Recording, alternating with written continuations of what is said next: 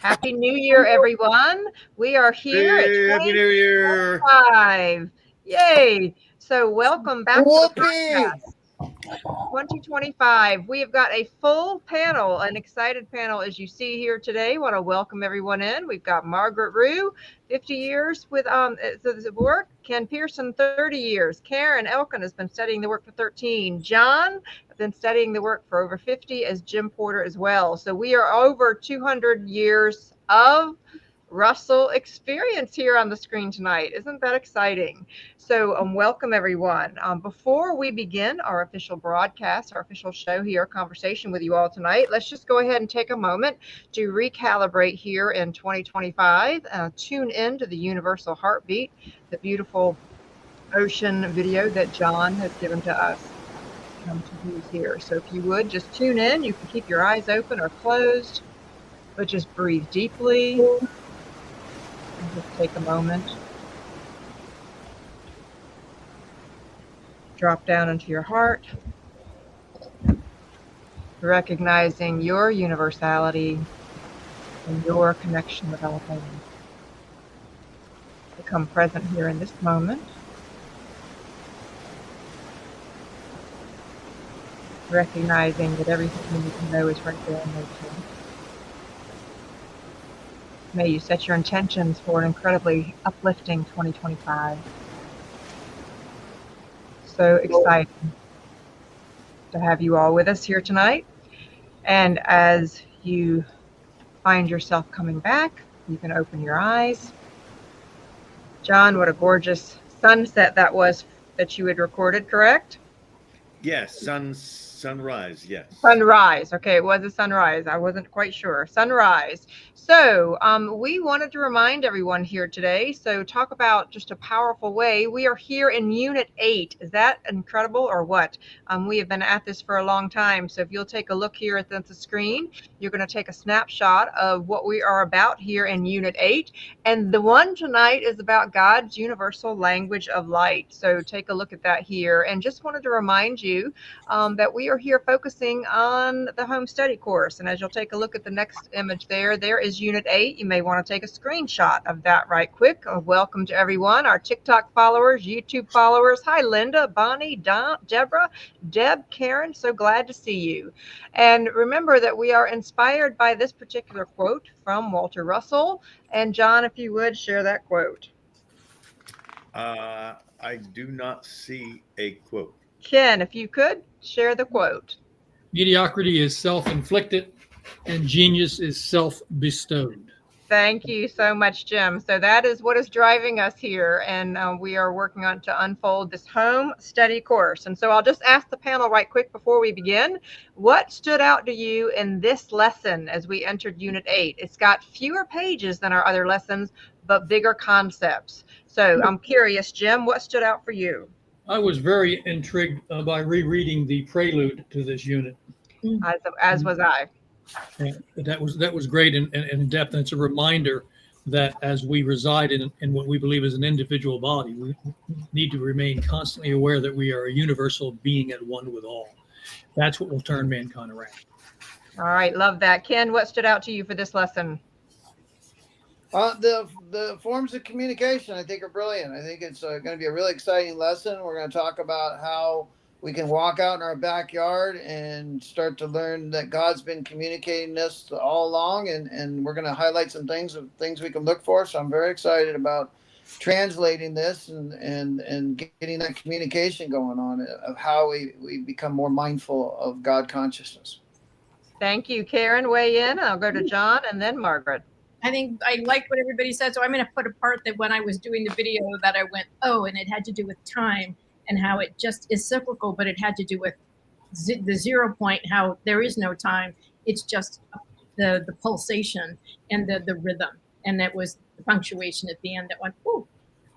Love that. Love that. John?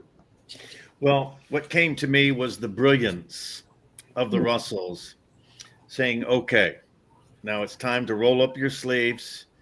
We've laid the groundwork. We've made the separation for you between mind and body, your mind, and let's get going. And there's no turning back. Love that. Margaret. Yeah, my big takeaway is that they say it's an idea body and not matter. In other words, they're trying to change our thinking. So instead of thinking of matter as substance, they want us to think of it as an idea that has a body instead of matter. I appreciate that. And what's fascinating to me, the home study course is meant to be read every year, one unit a month every year, and when you get to the end of the year, you do it again.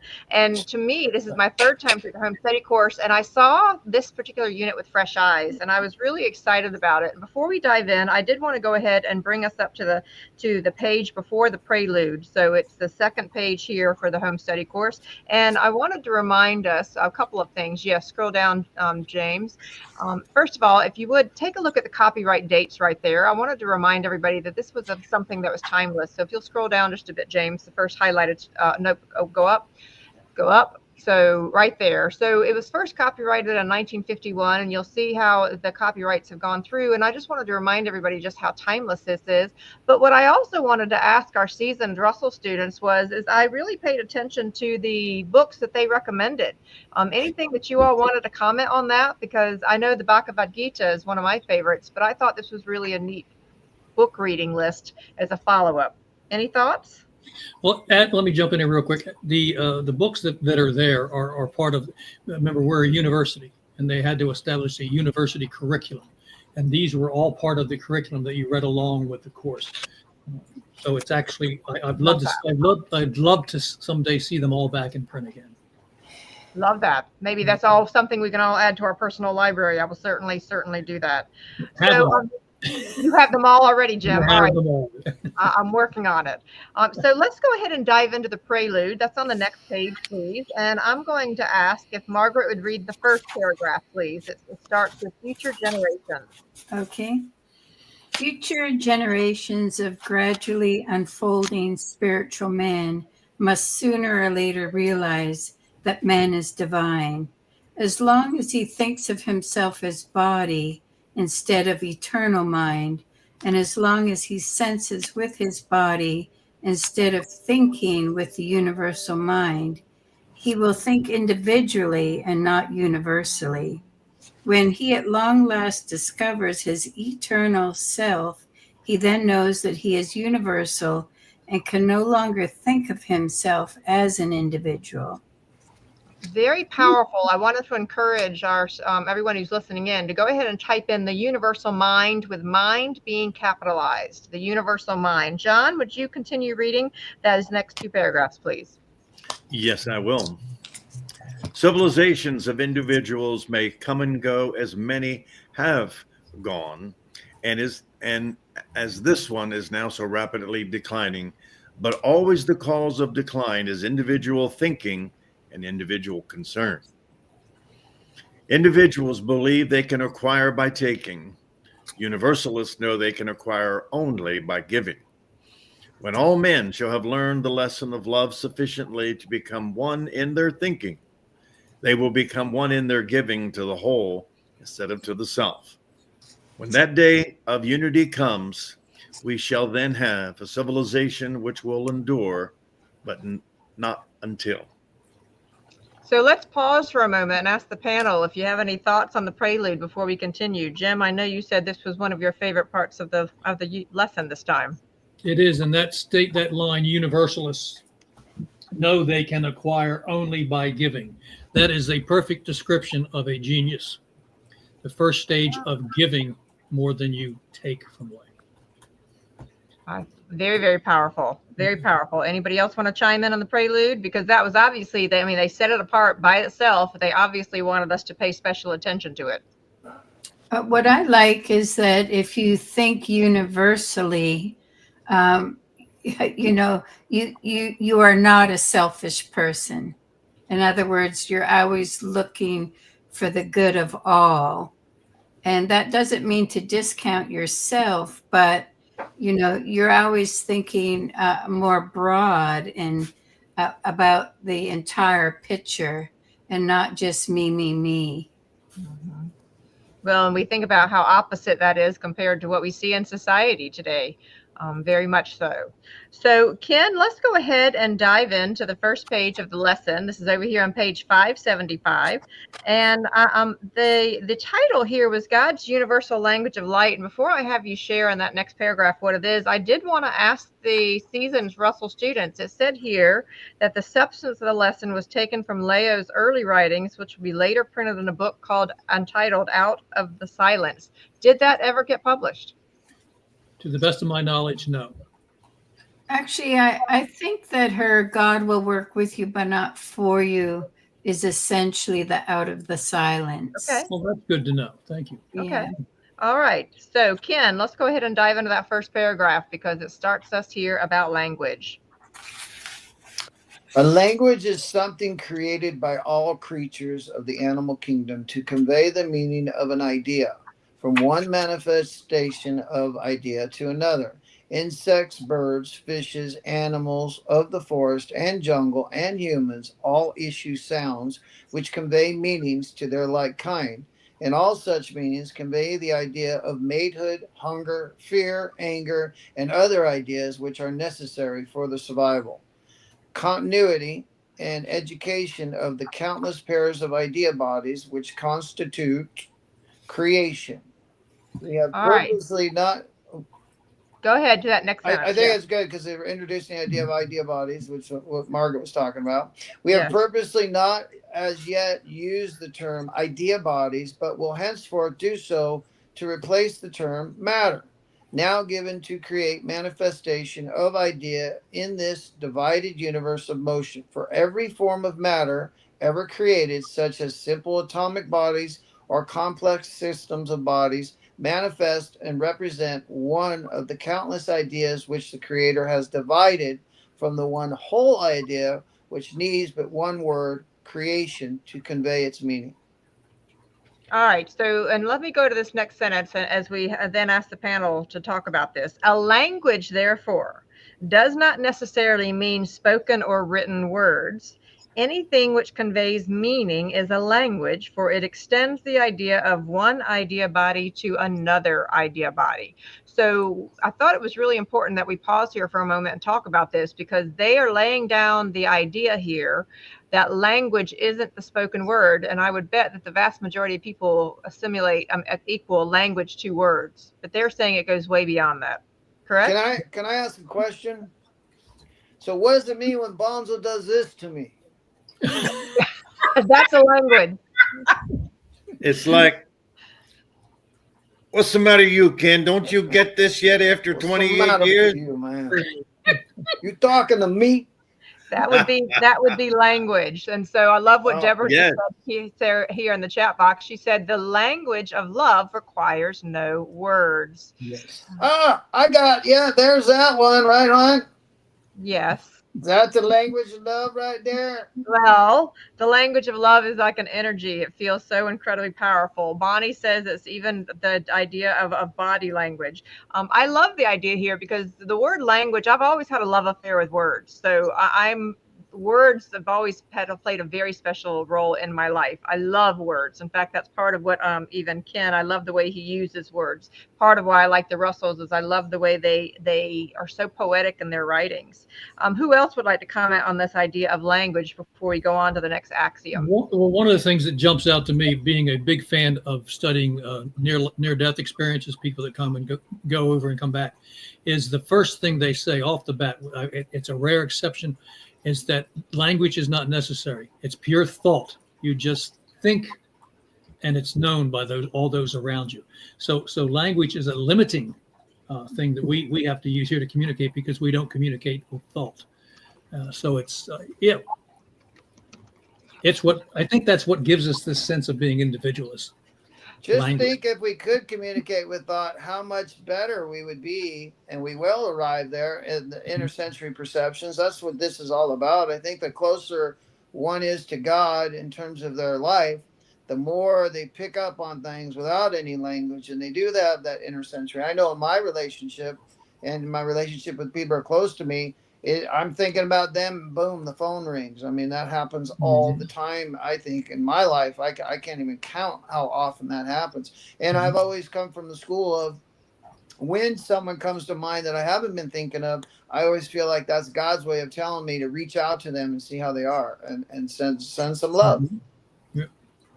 Yes, So please comment in the chat box how many of you relate to that, because I actually, in the presentation that I did called to Cosmic Romance, I talked about the idea of telepathy. I believe that is far more powerful, and I really want that to become encouraging and speaking out more about it, because I would like that to become much more common. What's so interesting to me is that we can take a look at our phone and we have no problems knowing that a text message is going to come into our phone, but we have a problem thinking that Jim may send me a thought, or that Ken may send me a thought. So when I talk about the fact that Ken and I actually met before we ever physically met in this universe, we'll drop that link in the chat box right here for any of you that want to hear that story. It has to do with this whole idea of language as a waveform, as an idea body. So, all right. So let me ask the group. So as we go into the next paragraph, I wanted to ask you all, did you know what the word axiom means? Yes. It's a universal principle. Well, so I looked it up according to Webster, and it was a statement accepted as true. And so as we go over here on page 576, and we're looking towards the bottom, John, I'd like to ask you, please, if you would read that first paragraph and go into that second paragraph, because this lays down, start with idea is a part. This lays down the foundation for today. Idea is a part of the eternal, uncreated, and undivided white mind light, which God is. While idea bodies are spectrum-divided extensions of that undivided white light, which centers every wave of them. And I'll demonstrate for that's what they're talking about right there. Okay. All right.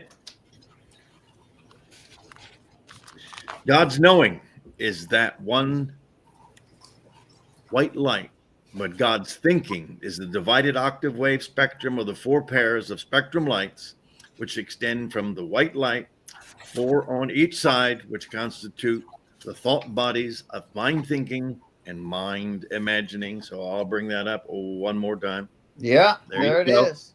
The 4 pairs of spectrum lights, the octave wave. Okay.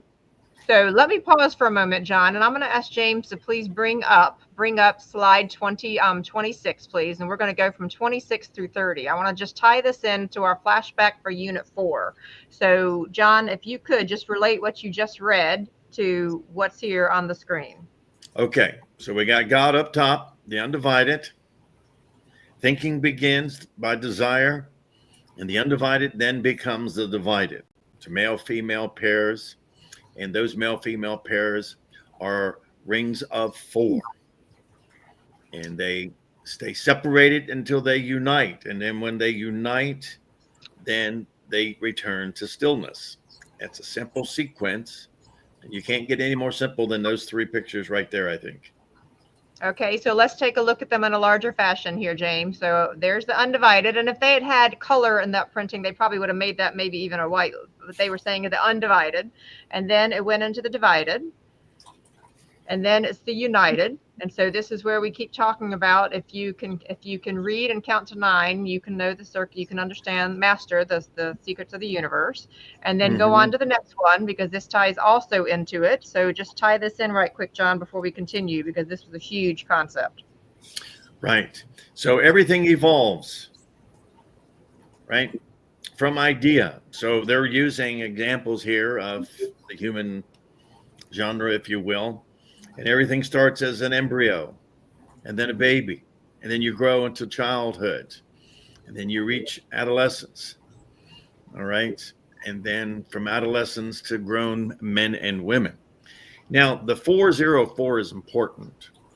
And that word above there, the united, is what is important, as that's where the male and the female come together. And that, so that bottom figure of the last one is what identifies what's happening right here.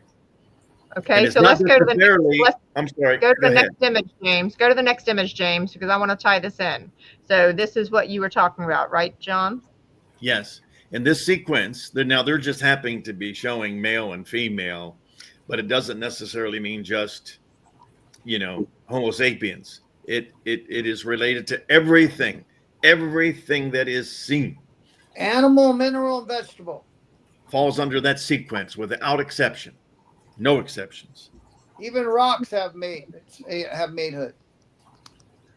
Okay, so we're going to continue the conversation. I do want to bring up Deb Tonkin said she said this. Margaret, if you'll read her comment there on the screen. Yes. I recently received a download telepathic message. Death is the ultimate illumination. Fascinating. Deborah has a question for the panel before we continue. But just so long you're not so tempted to want to have an illumination too soon. That's a good statement. Hey man, this world sucks. I want to have an illumination. I'm out. And maybe we could say rest is the ultimate illumination. There you go. Kimberly, There you could go. we point out to the audience that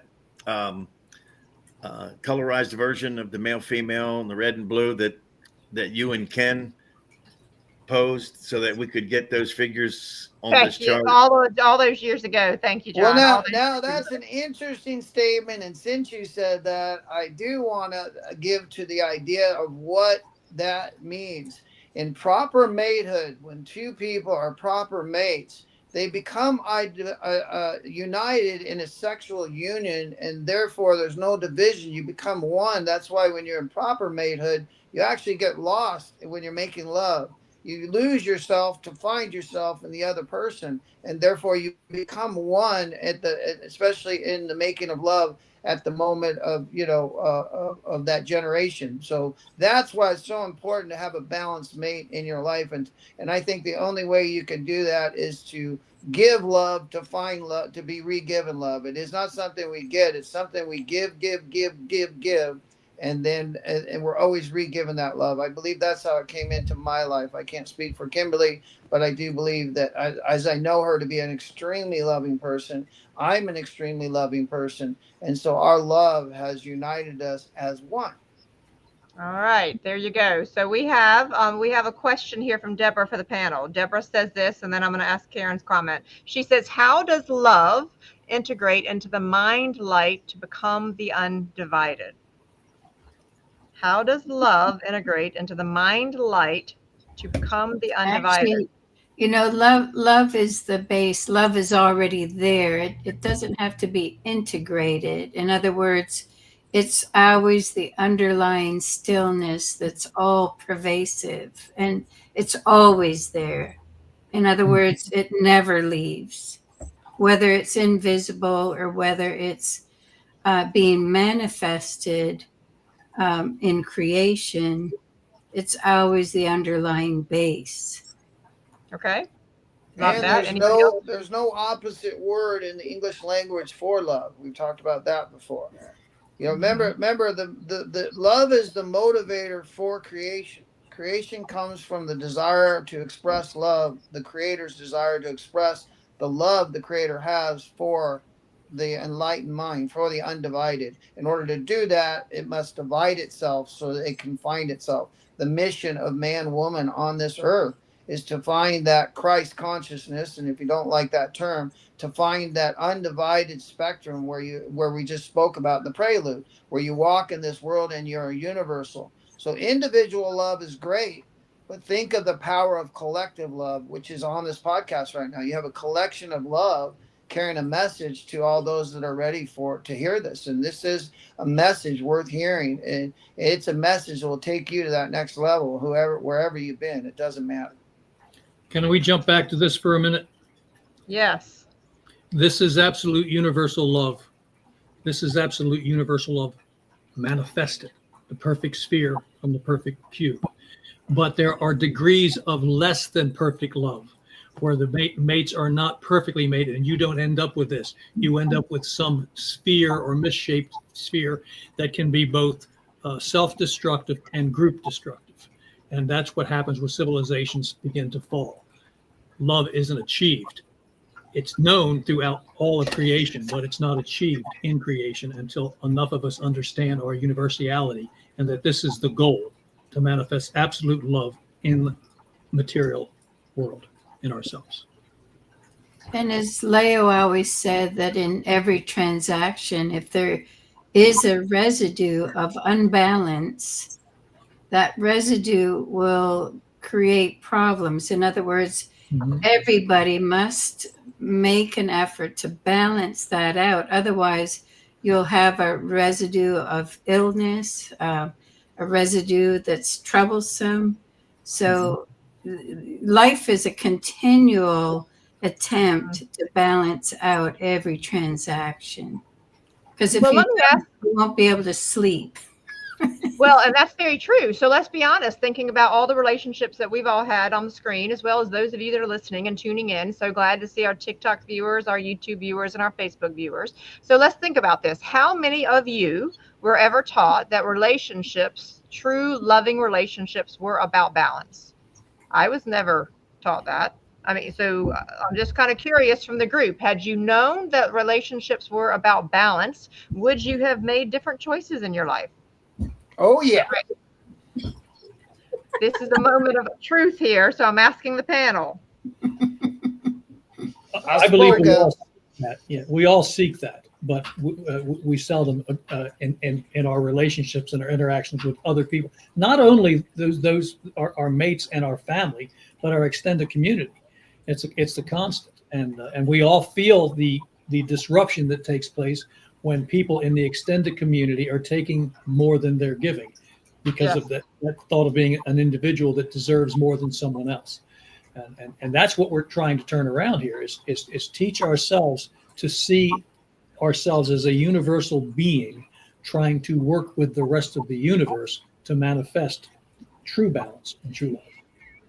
And also, you know, even if a relationship is not totally balanced, there's still a dance, right? Yes. And every once in a while, you will feel balance. It may be short-lived, but the entire dance of trying to make that relationship fruitful and, you know, achieving, that in itself is a beautiful creation. So Love that. you shouldn't always expect things to be, you know, roses. In other words, the actual dance is how you learn. I mean, that's a blessing, really, to even be given the opportunity to learn that dance. I'm going to remember that. And Bonnie says, trust me, if I had known about the balance, I would presently be on your panel. She would have. So I'm just curious from the group, because in this reality, we're taught that opposites attract. We're not taught about balance, in all fairness. So that's why I'm bringing this up. The Russells make it very clear that is not true in their teachings. That's a false image. Okay. John, you want to comment before I have us go back to the context? No, I'll back Jim up on that statement. There is no such thing in nature as opposites attracting. What the hell is that anyway? Opposites attract. But I think that individuals can have complementary strengths. In other words, one person will be stronger in something than another, and vice versa. So in that sense, there is still this play and this back and forth that actually can lead to great accomplishment. Yeah, you're talking about moving towards center to find balance and love, and it is a process. And where the Russells give the beautiful example of sodium chloride is the perfect cube in body mate, at where nitroglycerin is a bad mate and doesn't take much to make it explosive. Those are your extremes, but what you're talking about, and rightfully so, is all those interactions in between those extremes that lead us toward evolution into divinity. That's right. To simplify that, remember that when you walk, you must lose your balance to find your balance all the time. Yeah. Okay. All right. So very, very fascinating conversation. So let's finish with this page before we go into our first break, because I want to really focus on that first sentence that John said. God's knowing is that one white light. So scroll down just a moment, James. God's up. I mean, scroll up. God, yeah, underneath the one that's underlined in green. God's knowing is that one white light. So I really want us to have us all focus on that for a moment. And as it goes to that next paragraph, it says it has not entered within human consciousness to think of matter as thought bodies or of waves of pure thought recordings, which God, the sole teacher, makes use of to intercommunicate with every thought body in the moving universe. Neither does it occur to anyone that everything in the universe is constantly talking to every other thing and telling it what it is, what it's doing, and what its purpose is. And it says, an apple, for example, does not say in words, I am an apple. Its form, color, odor, and taste tell you that without the need of words, but you identify that apple idea by giving it a word in man's language. This really spoke to me because I've had so many people in the years that I've been on social media over the past 10 years, people wanting me to define what it is that I believe. And I finally just got into telling people that I lived by the tree philosophy, that I simply live and I look at trees in all of its majesty, and trees just are. There's no explanation. They don't have a sign saying I am a tree. They're not banging the tree next to them telling them that you should be my kind of tree. They simply are. And that is the belief system that I have adopted for quite some time. So that's where this really spoke to me, of saying we really need no explanation. And for me, divinity really can't be brought down to small words in man's language, because I believe it's so much more. Any last thought before we take our first break to the panel? I think I like that saying, I am that I am. I am that I am. Absolutely love that. Isn't that from the old Popeye cartoons? I am's what I am, and that's all that I am. You're right. Popeye said it all. So why don't we go ahead and take our first 3-minute break? We have big ideas coming back, so be sure to stand up, get some oxygen, and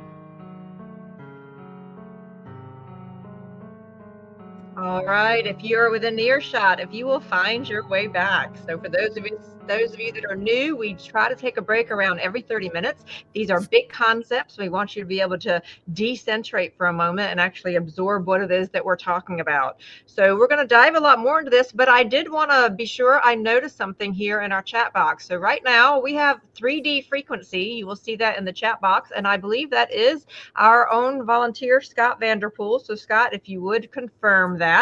He was joking there about be my kind of tree, laughing, but he is the one that we've mentioned on this broadcast multiple times, that he has his own 3D frequency channel that's there on YouTube, and it talks about the Russell science. And so John worked with Scott when he was there before. And John, just a thought, I am 99% sure that is Scott, and just encourage everybody, if they would, that Scott really, I've never seen anybody have so many notes in their Universal One as Scott.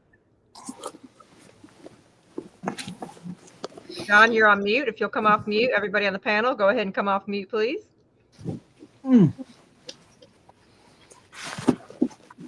John, mute again. He'll unmute right quick. He's working on it.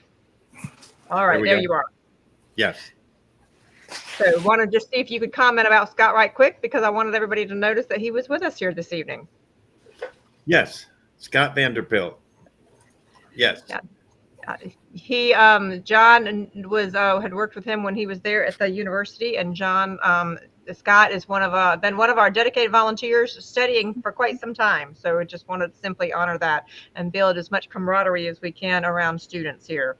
All right, so Ken, what I'm thinking is that I wanted to go ahead down to about the bottom of the top part of 577, and where I have the yellow arrow there, and I thought if you could read those last few sentences, and start with "You are forever."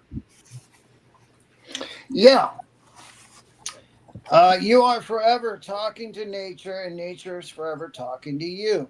The more you do this, the more you acquire God awareness, for God is nature.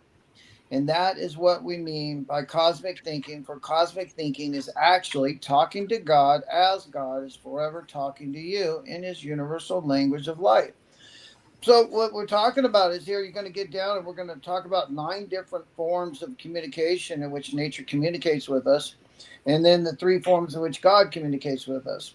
And what we're going to also learn here is the more that you talk to nature, the more that nature will talk back to you. And that really synergizes and enhances your God mentality. See, I had 70,000 thoughts a day, which is what the average human being has. I found for me years ago, I was a self-talker. I talk to me all the time. I talk to me about what you're wearing, what you're not wearing, what you should be wearing, what you shouldn't be wearing, what kind of weight you should be, what kind of weight you shouldn't be. I'm an architect. I'm an electrical engineer because I read an article. I know so many things, but the reality of it is I don't really know anything because I'm in and of myself. And so therefore I'm always looking for recognition. So as a self-talker, I realized that at 70,000 thoughts a day, I have a choice. I can talk to God. I'm going to be talking either to myself or to God. And I believe that's the same for every human being. So I learned to God talk instead of self-talk. I replaced self-talking with God talking. And that's what we're talking about now, what's going to happen and be taught in the next lesson, a few pages here, of how to enhance your conversation, your communion with God. So there is no separation is the ultimate ideal. And in that, we can all achieve that. It is not anything, nobody has any special right to it. Think about it. It would be like saying, I've got a thimble full of God. Well, let me reverse this. John Bonzel's got a thimble full of God, and I got a bucket full of God. Like I would have more God in me than him. So, right? That's a joke, John, just so you know. But the point of it is, we all have the same amount. And I think that's where universality comes in for me. Is when I look at anybody, even somebody that may not be behaving really well, I still have to remember the same God that I talk to and relate to in me is in them. Otherwise, I'm not in this world. So everybody is of God and everything is of God. The idea is to stay in communion for me in terms of the lessons that I've read. The more I talk to God, the more I am free from the bondage of self. And the more ideas come, concepts come, telepathy comes, things that music comes, art comes, things come that I never thought would come to me or that I had talents for. So they are in all of us. Everything is in all of us as we're being taught and as we will learn.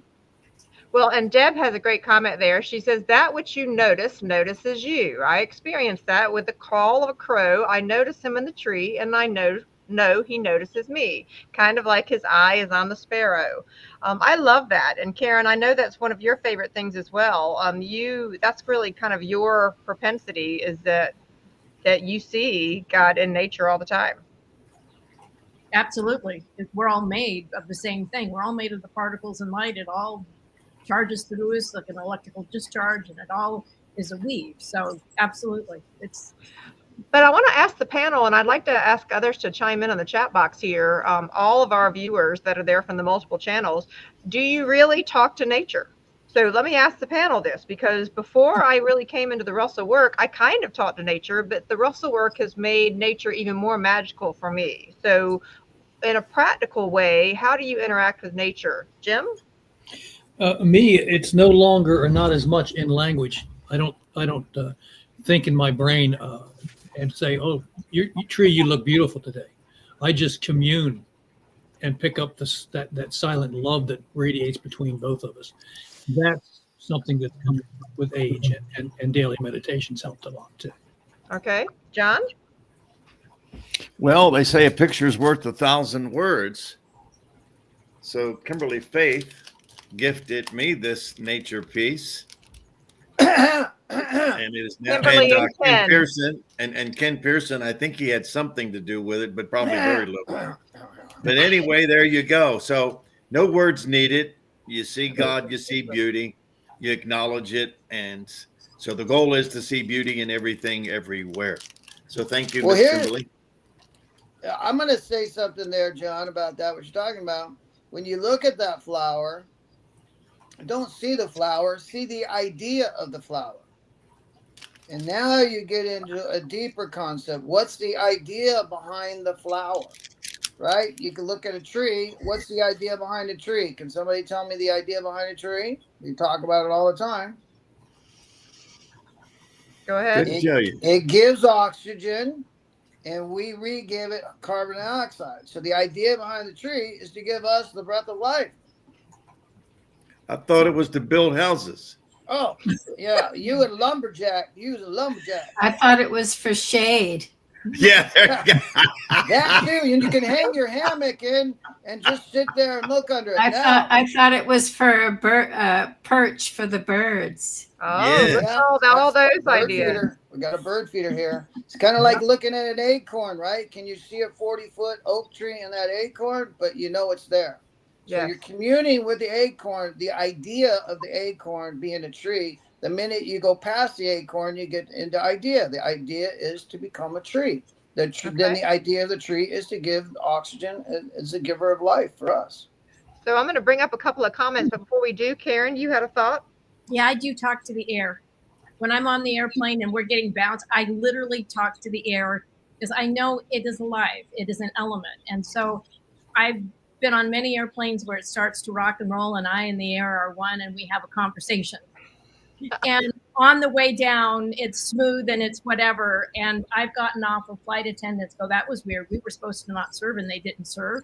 And the flight was smooth. So do I think the elements are part of the angels? I do. And I do speak to them. So I'm the one who does speak to the elements. I do too. The first time Ken saw me actually kiss a tree, he was like, yeah, okay. I mean, like I literally, I love these trees. And so I'm not the only one. Anne Marie says this.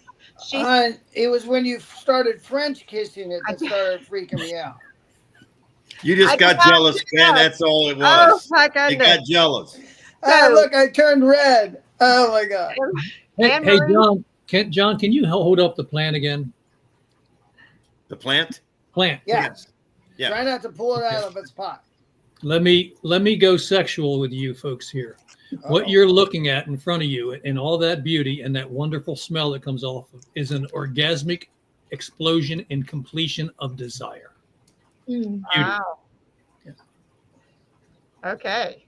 Do you know that when you smell the fragrance of a rose, that's actually the rose as it is dying or as it is refolding, it brings off a beautiful odor, beautiful fragrance. Well, we're That's about to actually talk. while it's dying. Wow, I did not know that. Well, we're about to talk about that in just a minute, but I wanted to bring up some of the folks. Anne Marie says yes, she talks to nature every day on her walks, so kudos. Bonnie says I do. I talk to my seeds when I plant my garden, and I apologize to the bugs when I flush them down the toilet. Deborah says yes, all the time, and the sacred sharing is beautiful. And Jean says yes, I talk to trees, flowers, the sky, and the sun, sometimes aloud, sometimes silently. Wow, so many neat comments here. And Karen Mahan says this, yes, I honor the elements as universal authorities. And Rita is laughing at us. So we are so glad to have you all on this journey with us. So very, very powerful. So I wanted to come here and as we're getting ready to go into the bottom of page 577. So for those of you that have a copy of your home study course, you're going to want to notice this because this is a really, really important section. And in fact, Karen has gifted us with an incredible video here at the end tonight.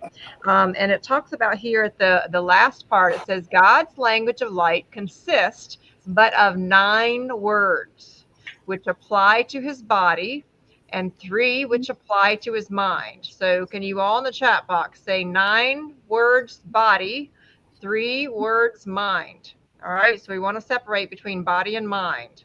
And John, if you would slowly for us read what those 9 words are.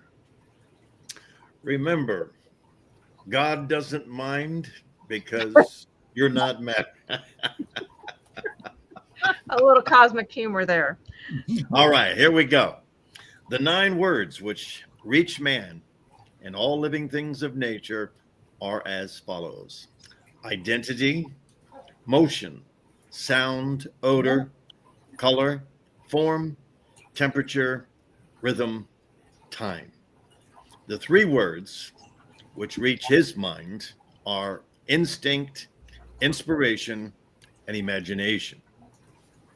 All right, so let's slow down for just a moment because the rest of this lesson here is based on all of these things. So let's talk about this. The 9 words which apply to his body. So please differentiate between his body and his mind. Jim? Well, his body is the divided self or selves. The instinct, inspiration, imagination are never manifested. They simply are the launching point of zero from which all manifestation takes place. Okay, anybody want to add to that, panel? Well, one is the visual universe and the other is the invisible. Ah, okay, I like that. Very I think simple. That's nice. that's a lovely way to think about it. Mhm. Anybody else? All right, so let's go ahead and continue as we go down. So if we go on here on page 578, I'm going to just bring up a comment here in the second paragraph. It's necessary at this point to define the meaning of knowledge, for it is generally accepted idea that knowledge is acquired through sensed observation. So, Margaret, what does sensed observation mean? Yes, so man thinks that by his observation and his conclusions of those observations that he's acquiring knowledge, but he isn't really. He is acquiring information that he can reason with, but it's not actual knowing. Okay, so let's go yeah. ahead and bring up an image, Margaret. So this is this sensed, because James is going to bring up image 34 that we had already pulled together. If you could connect what you're just saying to this image about the train, because Russell talks about this, that this is one of those areas where our senses actually aren't right. Our senses tell us that the lines meet, but we know that that's not so. So, in other words, the railroad tracks, that's an idea. And the idea is 2 straight lines. It's manifested, but because of the limitations of our senses, our eyeball, the manifestation doesn't always appear as what the idea is.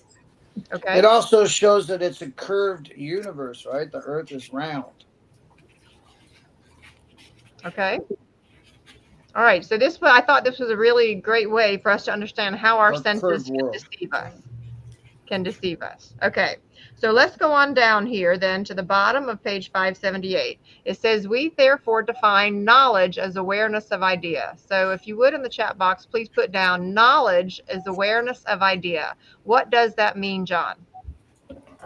Well, an idea represents something, right?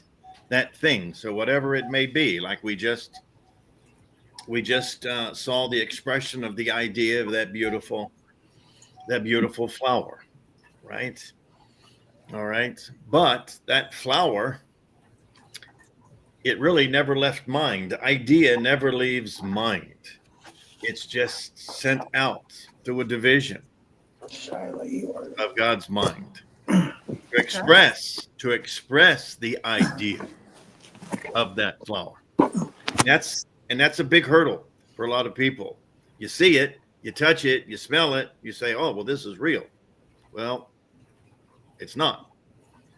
Well, I know for me, you know, when you start to study a lot of these metaphysical things and a variety of things, you find out that, you know, the desk that we're sitting our laptops on isn't real. You know, so when you start, it really is, sometimes I'll sit there and I'll say, okay, all of this isn't necessarily real. And it does take a difference in your body. But anybody who is very much on a sensed perception of the world, they won't even look at it. John? Well, I'd like to add a little something to this for our audience. Okay. So if we see the expression of an idea, which means it is in motion and it has been projected upon the cinema of creation. So people that have emotional attachments to things, think about that for a moment. Why would you be emotionally attached to something that isn't even real? It's just an idea, but you think it's real, and then we all attach our own value system to it. But I think that would help a lot of people to understand that, you know, this is just a play of creation. It's a simulation, and it's not the idea. It's just the simulation of the idea. I think that that's really expressed in the one way I always say, go look in the mirror and point to where you're at in that body, in that mirror, right? Where are you at? Where am I located in this body? There's no spot. I can't say my left arm, my right arm, I can't say here, right? A lot of people, oh, I'm here.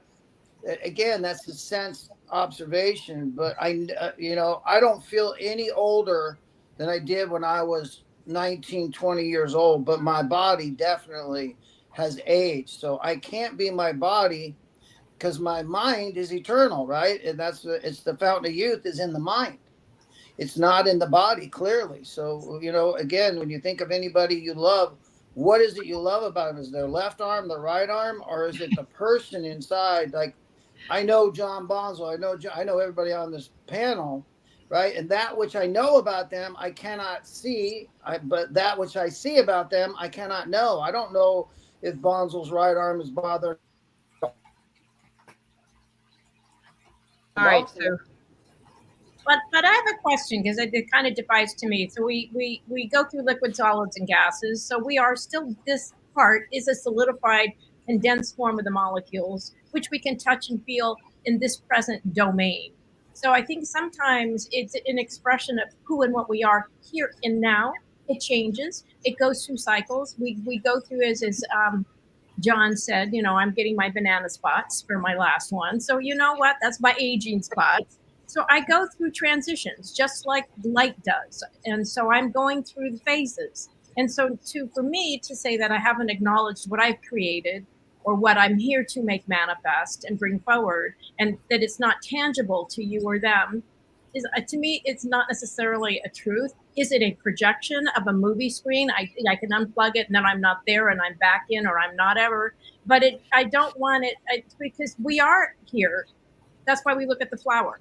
That's why we look at the trees. That's why we look at the sunsets. Mm-hmm. So in my mind, it's not to totally dismiss, because it is a creation and a play.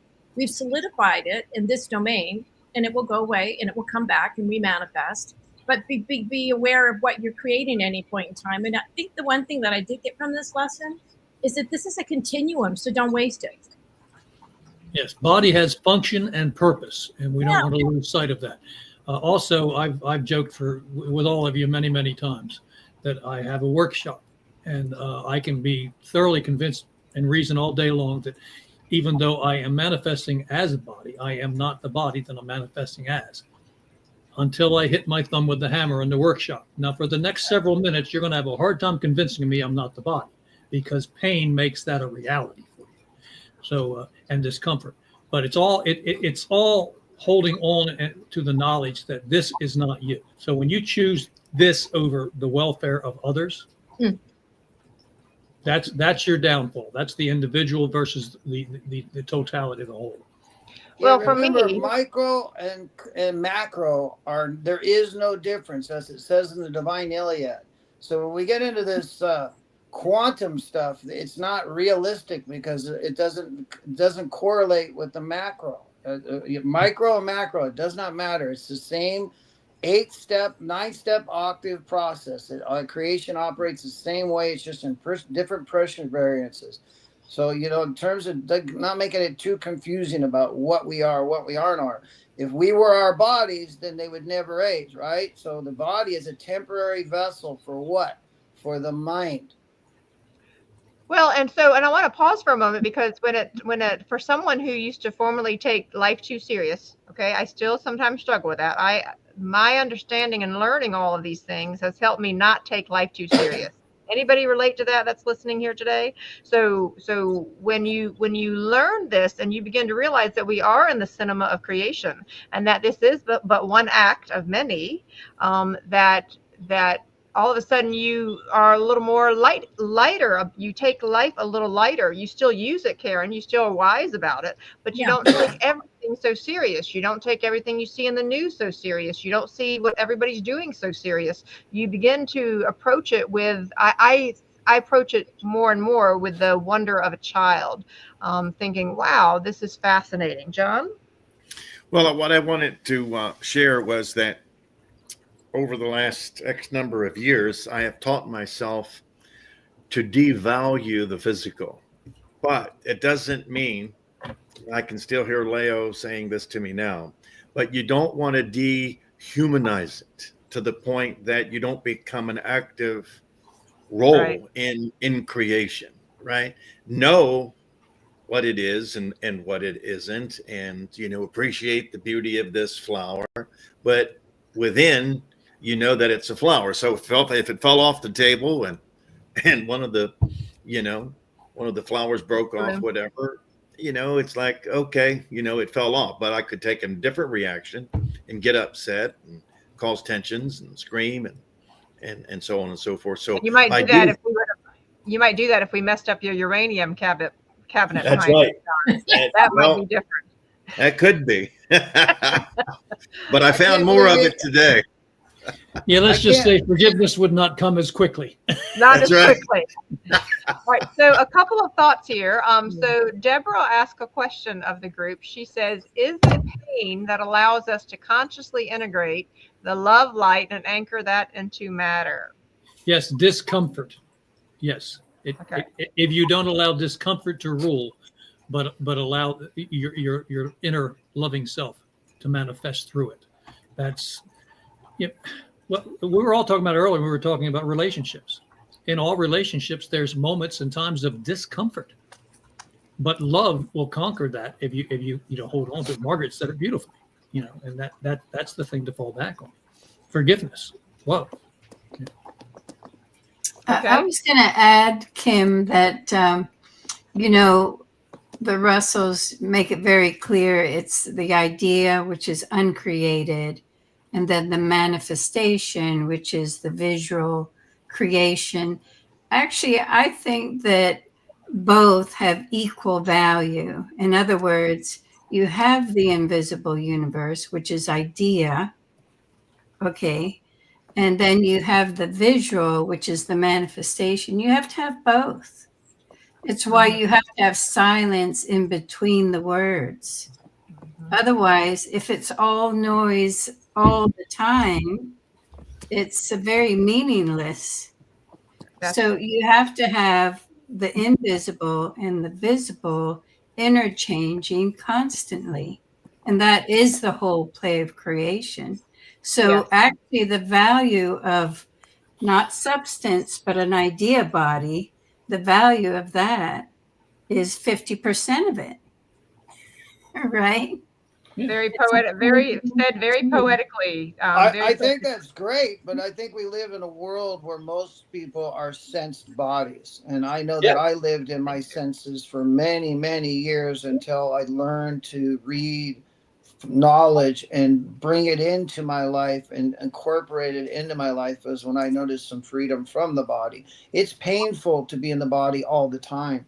It's not always comfortable. So to be out of the body in meditation is sort of so it doesn't mean that I've left my body, but it doesn't mean I'm also in my body. Right? When I'm in meditation, the idea is to find rest from the physical sensation. So, and again, I do believe that balance is a part of it. We are in the drama of creation. In other words, we cannot be immune to grief and suffering. As a matter of fact, our capacity to grief and suffer, as is stated in the home study course, is equal to our capacity for happiness and joy. So they both they are the pistons what drive this drama of creation for sure. And we don't want to lose sight of the fact that humanity at its current evolutionary stage is just approaching the beginning or the end of the pagan barbarian age and the beginning of the age of genius. So we are a painting half finished. So we have to, that's very poetic, Jim. Let's pause for that a minute. We're a painting half finished. yes. So No, when we're we look, not half finished. We're just a few strokes on the painting so far. Yeah, I agree with I'm a little that. more optimistic than that, John. All right, I'll give you 4 strokes instead. Okay. All right, so just a couple of things before I have us take our next break here. I wanted to go back to something there towards the bottom of page 578 because I want to get us to the point of talking about God, the supreme cosmic teacher. In the green highlighted, it says, it is a basic fact of nature. Notice how nature is capitalized. That's part of what I loved about this work, that all living things are forever seeking God, whether they know it or not, for God is light. God is light, and every blade of grass, tree, of forest, animal of the jungle, or rose in your garden is constantly seeking the idea body of light, which the sun is. Now scroll down, if you would, to the yellow highlighted sentence, because it says, the senses of man are his doorway to his mind all capital, but his sense cannot know ideas. They can but react to the meaning conveyed by idea bodies. Now, this I thought was relatively funny, this last paragraph here. And Jim, if you could read it, because they were talking about what was unfortunate about our educational institutions. This is unfortunate that our educational institutions and our science are still in such infantile conditions, in condition that they depend entirely upon information gleaned through the senses and consider it impossible to gain it cosmically through inspiration and imagination. Until educators realize that God is the first, last, and only teacher, that truth lies in the invisible. That truth lies in the invisible universe, beyond the reach of man's senses, and that nature always has the last word in every transaction and conclusion of man. The whole human race and its institutions will never transcend their sense limited stage and advance to the stage of genius or cosmic consciousness. Wow, how powerful. So we are getting ready to go to our next break. And when you see the quote that's on the screen, it is laying the groundwork for what we're coming back to talk about. And those are those 9 things that we were talking about earlier. So we're going to go deep into what each one of those mean. Enjoy your 3 minutes to decentrate.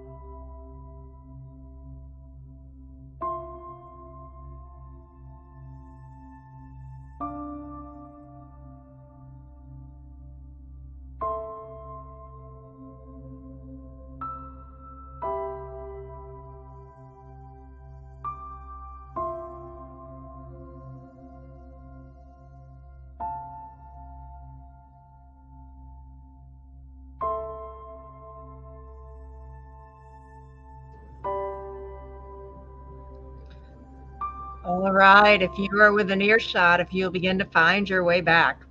And so as we wait for everybody to return, I want to mention a few things. You will see us as a panel work to model the teachings as much as possible. Notice at the beginning of our broadcast that we, instead of doing a regular countdown from 10 through 1, we start from 9 through 1.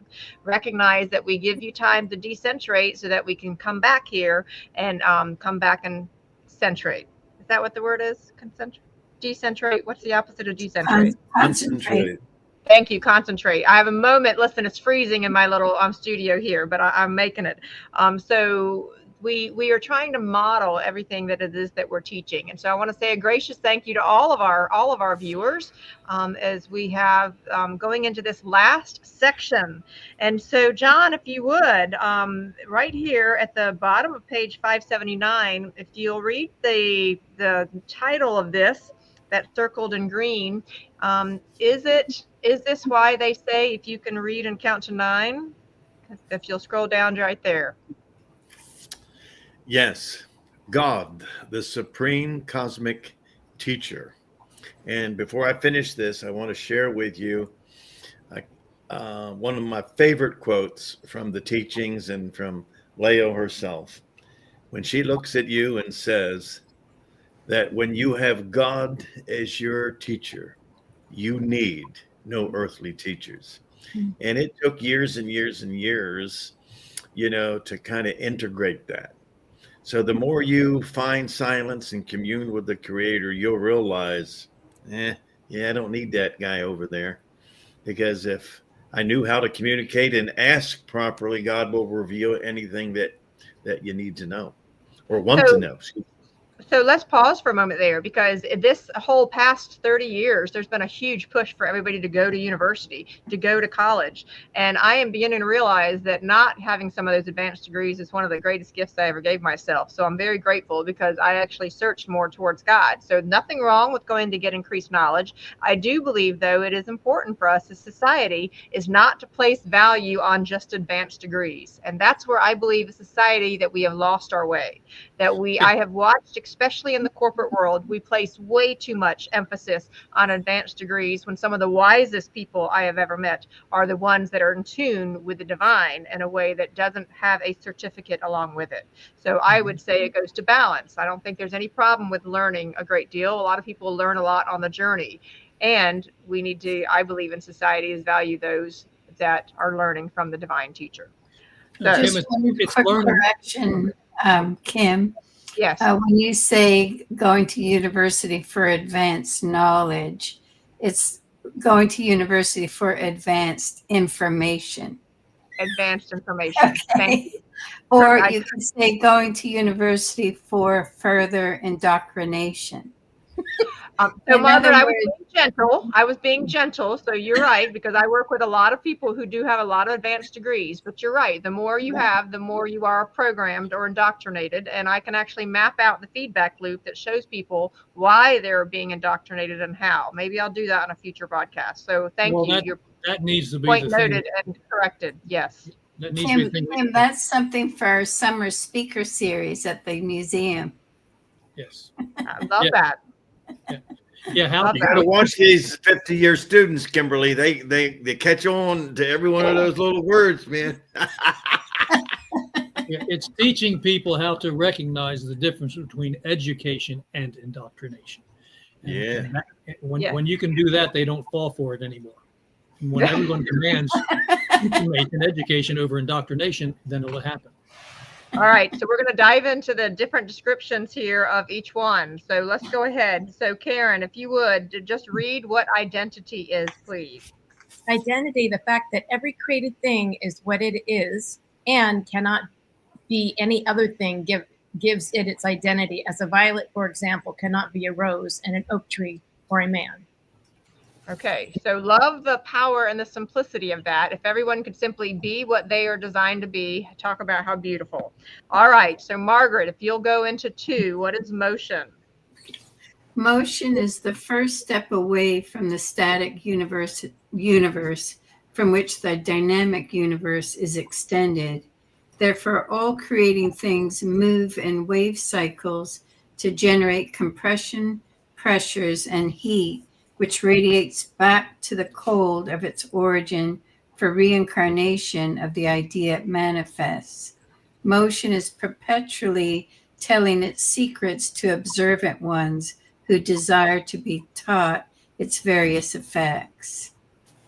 All right, very, very powerful. So I'm going to go ahead and share sound before I end up having one of the others volunteer to do odor. So sound, and I'm doing this because as someone who's got a significant hearing impairment, sound has always meant something very different to me. Every created thing emits the sound of varying kinds. This applies to even the atom at its first explosion, which causes its emergence from its seed in the inert gases. So for those of you that have your home study course copy, be sure you circle that word inert gases, because you'll hear us talk more about that later, to its return to them. Such sounds are beyond man's range of hearing, but many can be amplified so they can be heard. The emanations of radium, for example, can be amplified, so the sound is like a miniature Gatling gun. And then it goes on to talk about even fishes of the sea emit sounds. And so it talks about how sound are one of these 9 things. All right, who wants to dive into odor? Ken, I think that's a good one for you.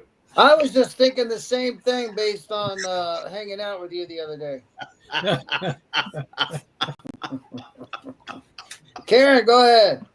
Oh,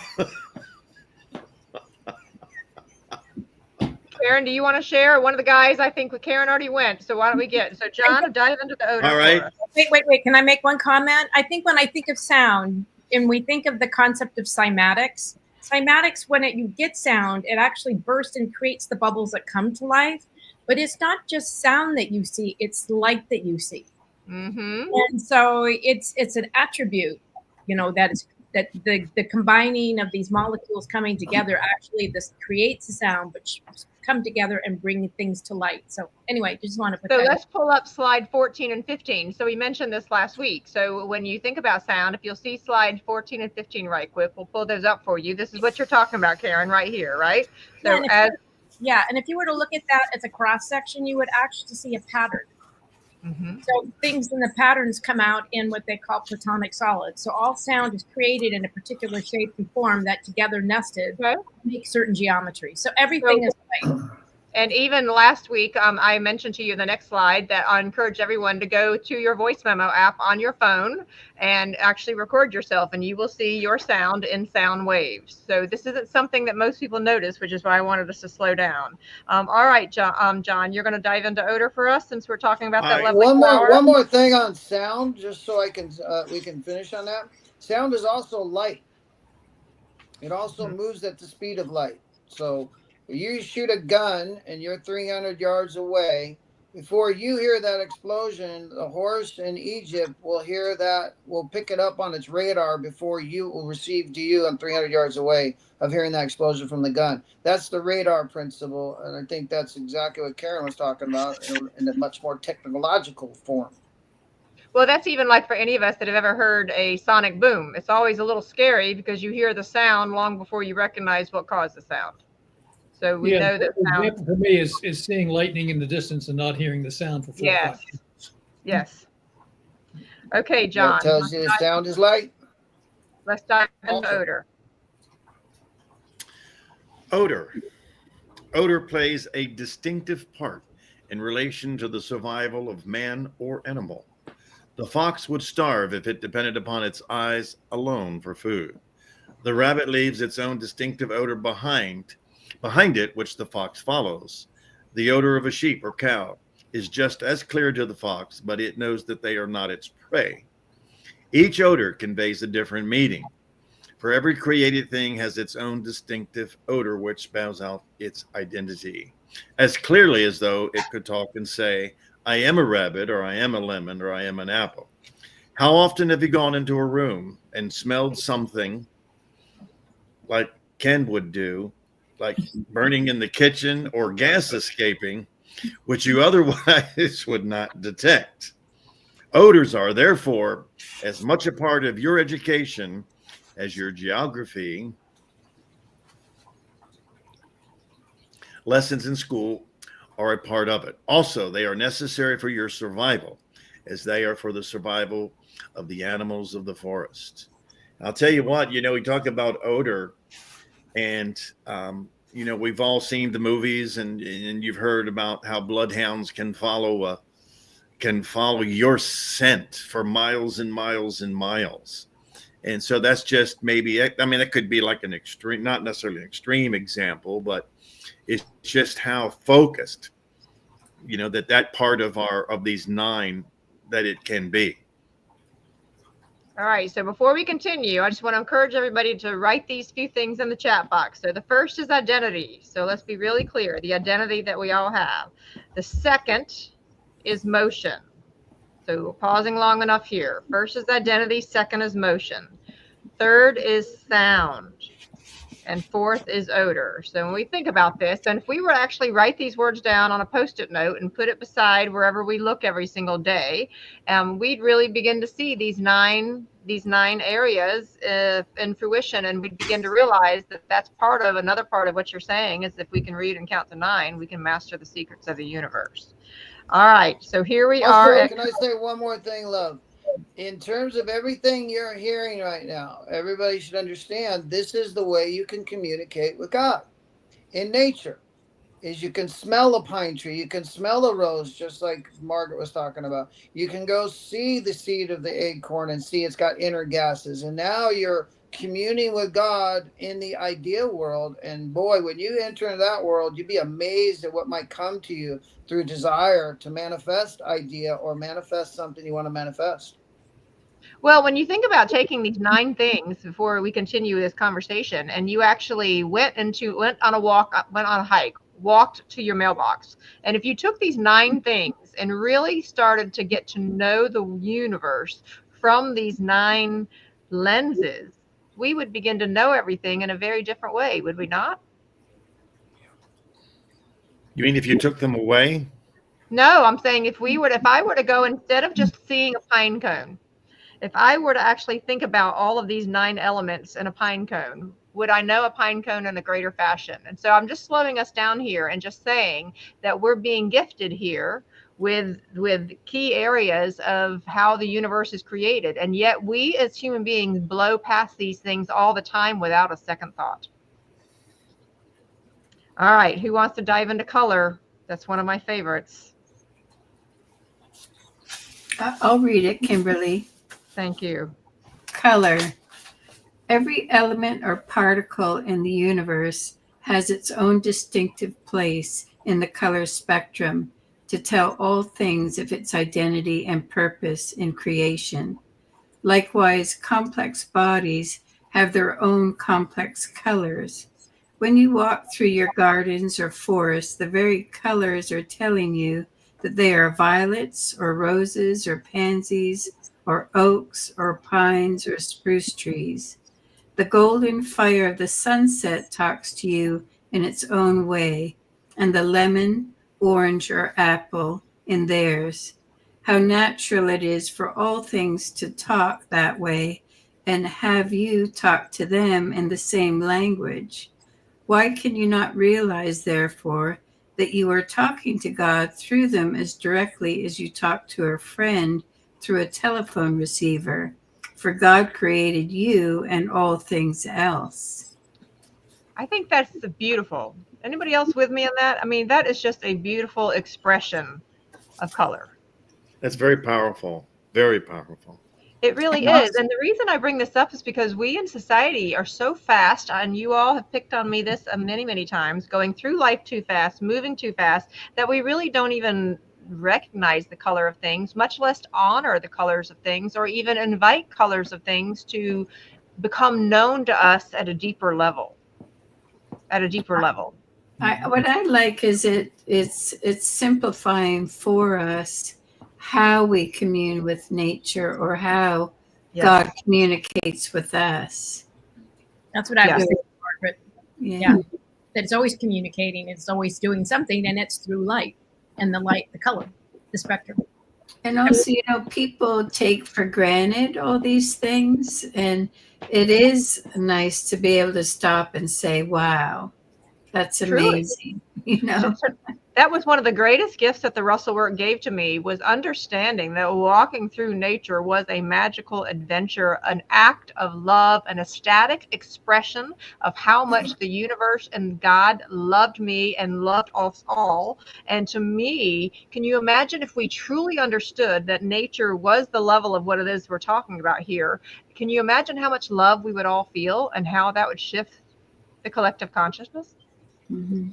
I mean, Amazing. think about it. You can have an apple and an orange, or you can have a banana, and all the variety that it's gifted you with all of its creation and all it's just amazing when you think of the plethora, the richness. Yeah. All right, so here we go to form, Jim. Form is yours, Jim. Okay. Sorry to interrupt you, Jim. We didn't mean to interrupt you in your nap. We're almost to the end here. Every material body has a distinctive form of its own, species, which tells other forms of its identity. Each one distinctly tells all other things in the universe what it is and what it can do. The form of a lemon tells you its identity as clearly as its odor tells you. One speaks through your sense of taste and the other through your sense of vision. Look about you wherever you may go, and you will see that every object is telling you what it is and what it can do, even though one had no word for it.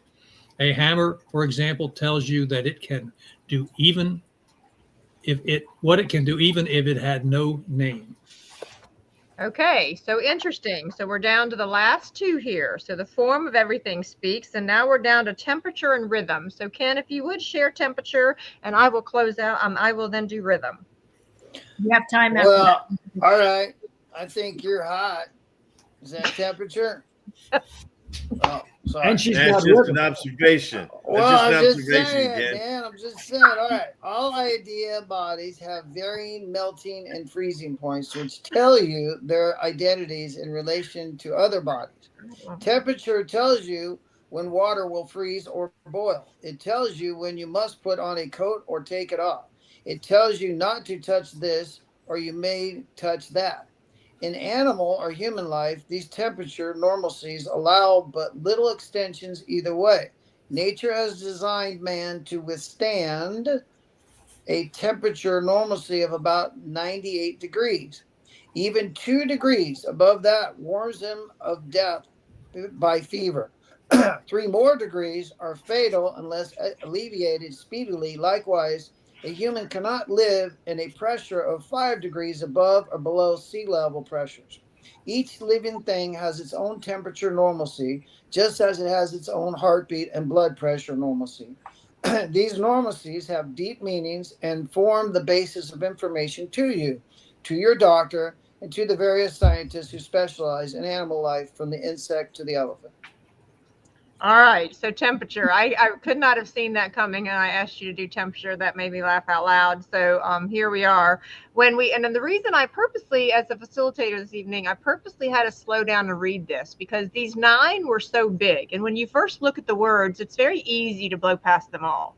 And to me, the Russell work is a bit like a blooming flower, much like the Christmas amaryllis that we had given you, John, that as it blooms, it becomes more and more beautiful. And that's what I found so important about this. And when I looked at the rest of Unit 8, I felt it was really important for all of us that are on, all of you from YouTube and from Instagram and TikTok and Facebook, anybody who's joining us now or in the future. That's why we're slowing you down. Because if we as human beings understood this already, we would not be having these conversations because we would already get it. So let me share with you rhythm, and then I'm going to ask John to close us out with time. So yes, John. I want to give you a quote from the Divine Iliad that I think is appropriate to what Ken just said. And from the Iliad, God said, "It is better that a man know not his numbers and letters than to forsake the beauty of a dawn." All right. That was a good one, John. There you go. There you go. There you go. That was All God. right. That wasn't me. I just want to clarify that. There you go. That was Bingo. God. We got a bingo there. So let's take a look at rhythm. So I thought rhythm was something that was really incredibly powerful. It said all effects of nature are rhythmic. So for those of you that have a copy, notice that nature is capitalized. For all are wave effects, and the wave constitutes the rhythmic heartbeat of the universe. Okay, so John will show that picture of the wave again. The wave constitutes the rhythmic heartbeat of the universe. A deep variation of the rhythm of your own heartbeat would mean death to you. For the heart will allow but very little variation without telling you so and warning you by shock or otherwise. Rhythm is the basis of balance in the arts. In music, the slightest variation is noticeable, while greater variations result in harmony.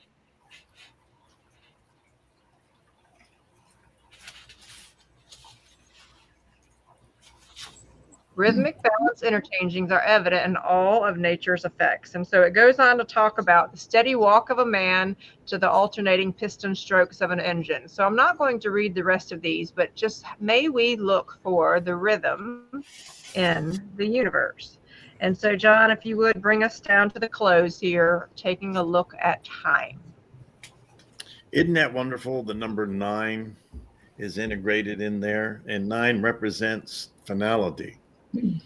And I can see where time would fit into that. So anyway, number 9 is time. The general concept of time is that it is eternally existent in itself. That is not so. If motion never began, time would never have begun. Time is the interval between sequences of events such as the pulsations of life. The eternal zero is timeless, therefore nothing in it to count, nothing to measure by. Time is the recorder of wave frequencies and their countless variation which take place in the octaves of matter. It conveys countless meanings to the physicist, the musician, the manufacturer, and all who constitute our very civilization. It is one of the teachers of God's ways and processes to man, without which, in their totality, man could not possibly survive, nor could any living creature on earth survive. All right. So while I'm asking the panel to comment on this, I want to ask James to bring up slide 9 again, because I want to encourage everyone to take a screenshot of this. This comes from the video you're about to see that Karen is gifting us here. God's language of light consists of but 9 words, and that's what we just talked about there. Anybody want to comment on that before we go to the conclusion? Yeah, time is an interesting thing, and it's so well laid out there, but realize that if there was no motion, there would be nothing to measure. And that's why we're talking about the vacuum of space, the zero vacuum of space. So think about time started in agriculture when we were human beings and we were growing crops. We needed to know the summer solstice and the winter solstice. That is where time came from. It came from the measurement of fields.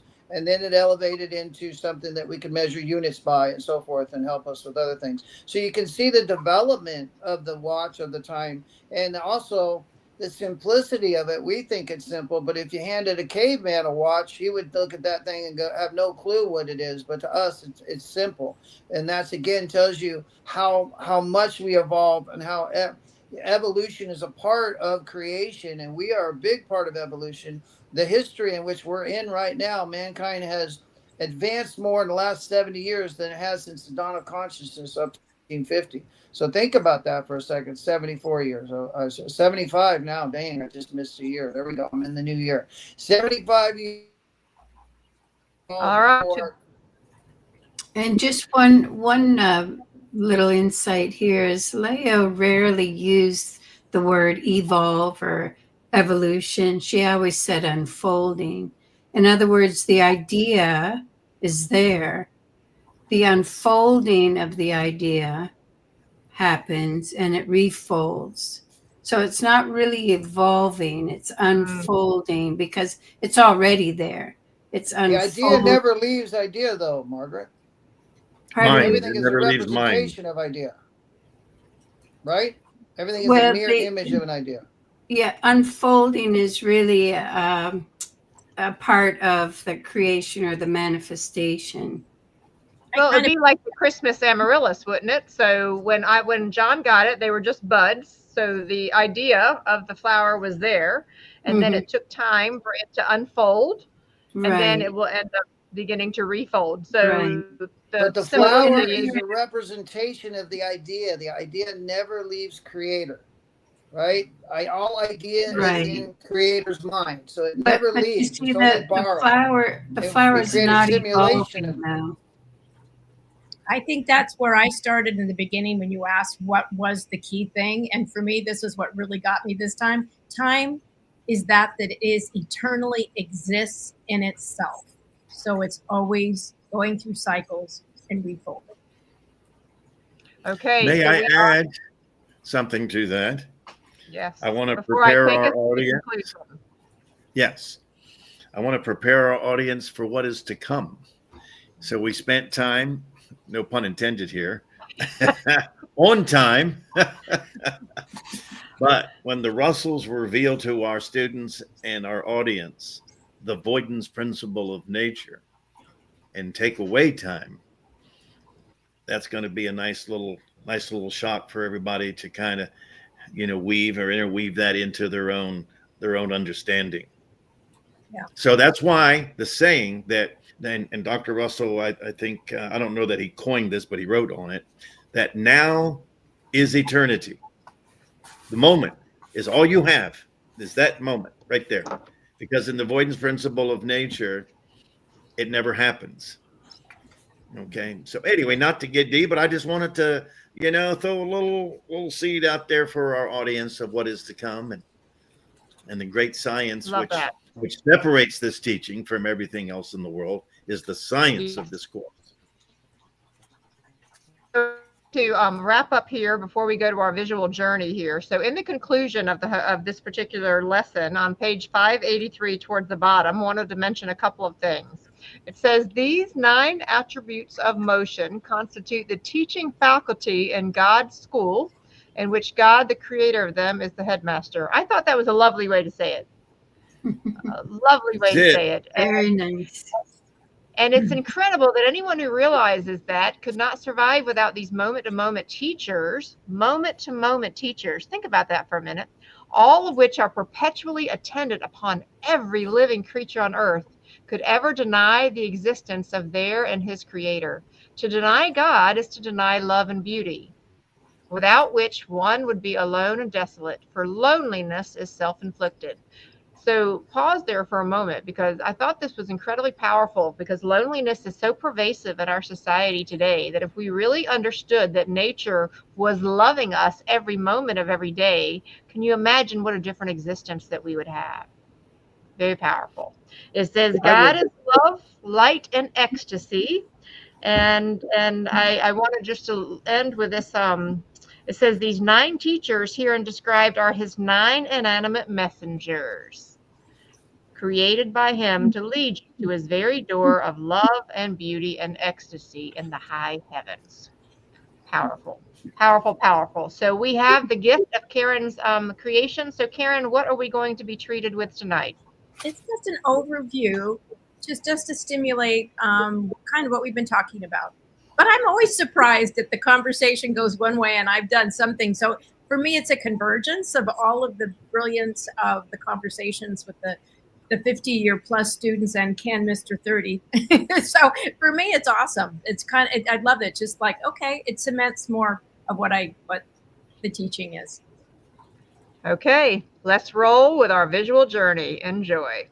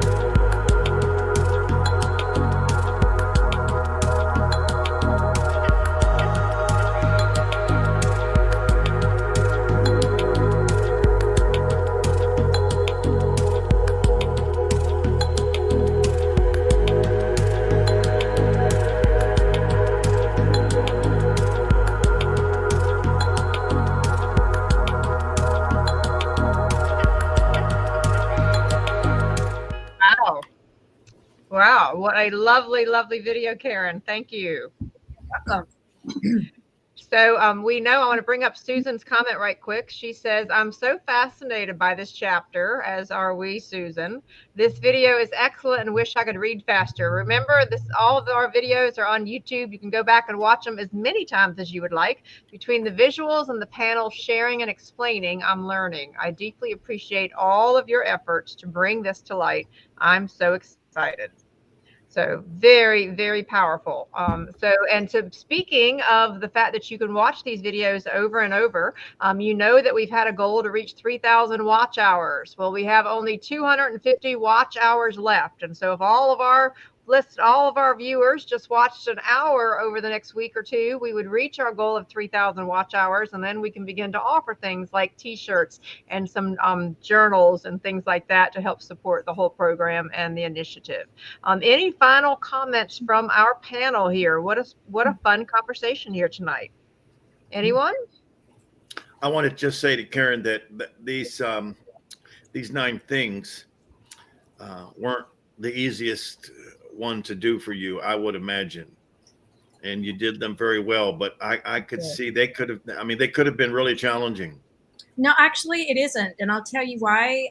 Because of the book, my own book I've done, the Inside Out book, I realized doing it, it's all one. We have taken our disciplines and we have divided them into sections. But when you actually see it as a spectrum of light, you realize it is the one. And the light comes, and when you see the light waves on the spectrum, it's color. And when you see the particles moving, you notice it's chemistry. It's also the crystallization process. It all goes to 7, actually. In a magazine I did, 7. And you see it's one thing, just formulated and the way it's compressed. And so for me, it was like easy. I mean, when you get that, to me, that's when you understand the Russell work. It's all one.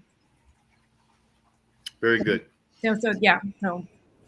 All right. So a gracious thank you to everyone here and to our panel. What a fabulous time to have 200 plus years here on the panel tonight. So a gracious thank you to you all. Last week I said a gracious thank you to everybody all year, but I wanted to go ahead and ask James and Joey to please come out from behind the camera. They are our tech folks that run everything behind the scenes. We could not do it without them. They keep us on track every single week. And so I just wanted to acknowledge these two.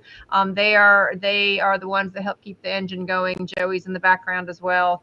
They like to stay in the background, but we're going to say a gracious thank you to them all. Hey, Joey, James, what's going on? So you see that this is how much love that we pour into this particular broadcast conversation that we have every week. And so Susie said this, she said, it's such a blessing and a miracle how this podcast changes my whole mood, attitude, and I get so excited and inspired.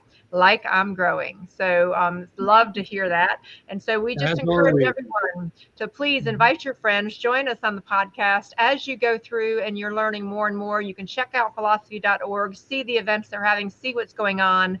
And Karen says you're all looking so good. So we're going to send you lots of vibes. We're going to turn back the clocks on us all. So Karen will take that beautiful comment. And 3D Scott, so good to see you here tonight. Please check out his YouTube channel. He says the video is wonderful, and I will link it in my group as a part of the experience. So happy New Year, everybody. We are off and running on 2025. Until next Sunday.